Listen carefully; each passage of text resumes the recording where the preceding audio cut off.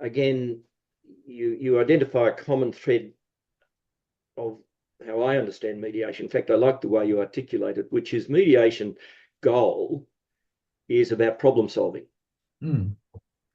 And in my experience, there's an attempt in the mediation community that's in the Western space to reduce it to a process.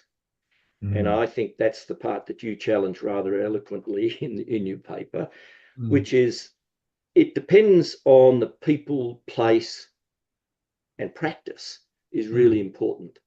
And the process needs to be adapted. Now, you do that, and you've got your own methods that you come out, and this hybrid mediation approach. Yeah. Can you expand on perhaps not expand on the limitations of imposing process versus keeping an eye on the goal of the mediation process? Sure. So one imposing process is in effect is that ontological violence.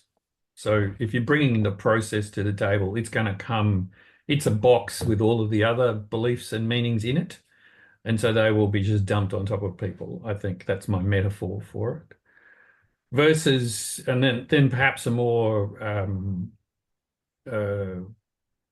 sciencey political argument might be that the situation is often complex, and the proposal that a best practice method will deal with a complex situation has been found everywhere to be not effective. And so you've got to address complexity. So in that sense, you have to bring a method that enables that conversation to occur effectively. And so my simple change is to say, well, yeah, sure, there's the mainstream 12-step mediation process often applied as best practice. I suspect most mediators adapt and change it as for their needs, whether it's an insurance matter or a family matter or whatever, to a design approach. And I'm not sure that people do that. So my design approach seeks to enable the parties to create a method with some steps to create a method to problem solve that gets them from the problem part, what it is that's the issue between them, to the resolution part in a way that they're directly involved in, rather than a set of steps that seek to impose some rules on them.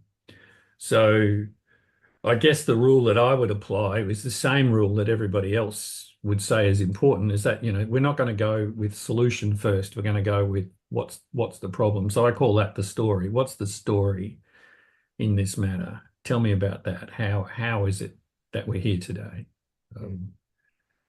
And I guess another difference would be if you've got a court matter, a lot of people would bring the court papers to the table. My preferred methodology is to have no information.